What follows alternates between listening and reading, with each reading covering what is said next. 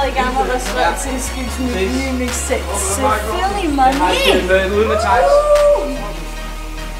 Yo, Jakob Skyg, mand. Giv mig de fucking mixtape, mand. Jeg gider ikke fucking vente på søndag, mand. Jakob, du har rigtig flotte testikler. Du har også en rigtig flot underkrop, og din krop i det hele taget er rigtig, rigtig flot. Og du minder lidt om dårlig amfetamin. Hey du! Du ved ikke, om fuck jeg er, men jeg ved, om du er. Og du skal fucking downloade Steves mixtape, der kommer her søndag den 28. oktober! Jo. Du ved det. Du er for styk. Du er også tyk. Dum, mand. Min navn er Pato, kender mig med baller. Så jeg har taget brænerne af, bare for at høre Jakob Skyg shit, mand. Du er også ulækker og ubehagelig og ubehøvlet og grim og vammel og klam.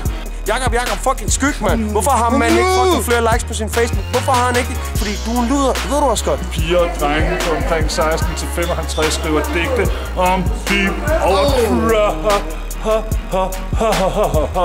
Du er en klam lille luder, der ikke fucking ved bedre. Det er rigtigt. Du har ikke været inde og like på Jakob Skyg shit. Lemmus! Skyg. Jakob, du giver mig suset. Du er rigtig. Men jeg synes, du er ulækker.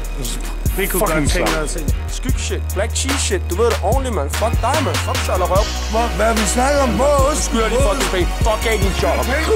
Hey, jeg er Bits Monroe. Jeg er Patos kone. Og fuck jer, hvis I ikke downloader Skygs mixtape. Præcis. Så kommer der en afgave igen.